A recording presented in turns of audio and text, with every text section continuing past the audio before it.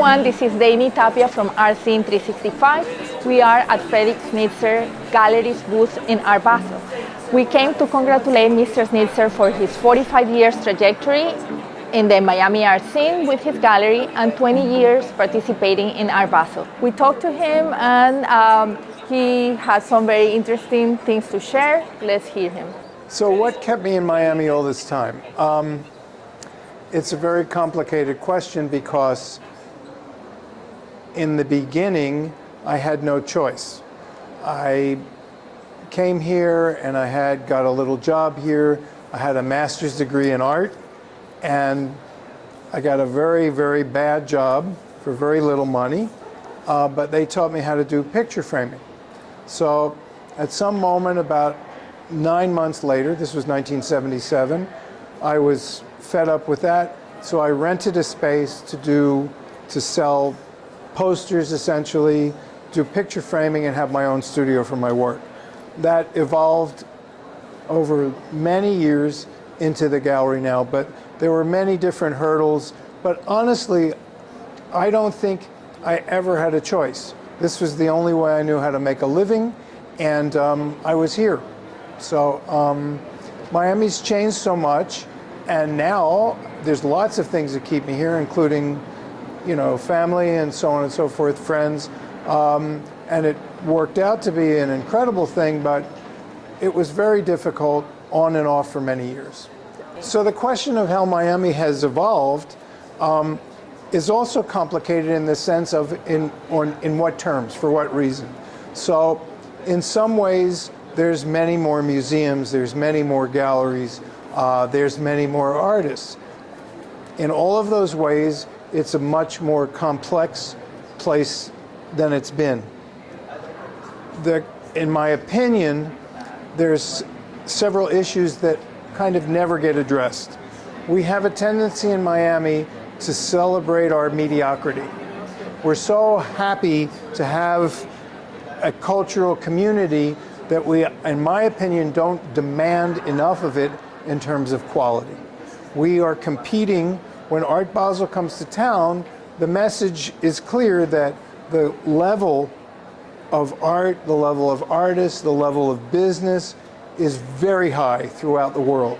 So I think that Miami still has to evolve much, much more and recognize the level of quality that exists outside of Miami and not be satisfied with what we've already done.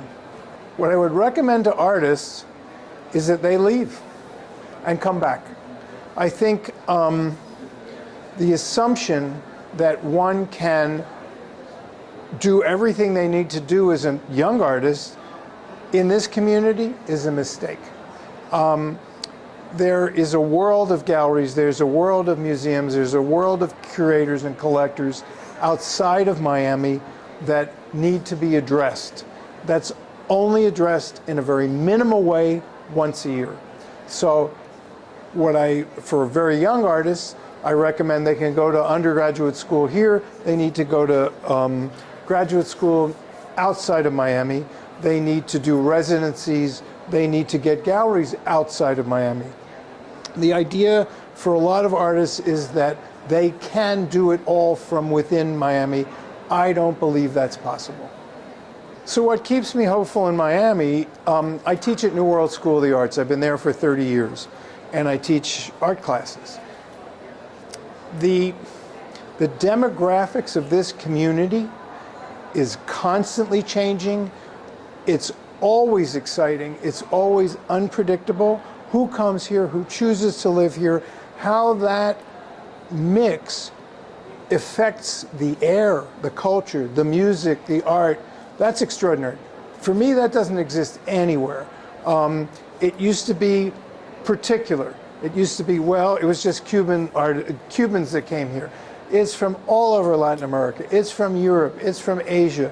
Suddenly we have become an extremely multicultural community with many, many influences. For me, that is the #1 most exciting thing.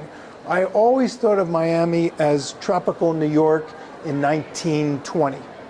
So imagine the potential that we have moving forward, knowing what happened in New York, but we're babies. It's still early. But we do have this fantastic opportunity because of who comes here and who chooses to live here. So in Art Basel this year, I'm very excited about the group of artists that we have, the material that they've given us. You have to understand that we're always only as good as the artists that we show and the material that they give us.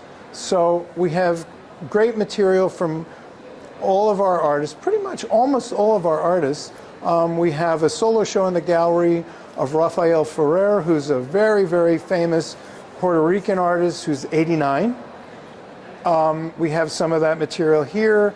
We have in the booth Jose Beria, Hernan Bas, many, many artists that we on a regular basis represent. In addition, Jose Beria has done a very large, elaborate, extraordinary installation, site-specific, in the Meridian section, and he executed it on site. I'm very excited about all of that. There's a lot of energy and there's been tremendous response. In a funny way, a lot of my mid-career artists who had very, very hot careers as young artists are now being reappreciated, are being recognized again.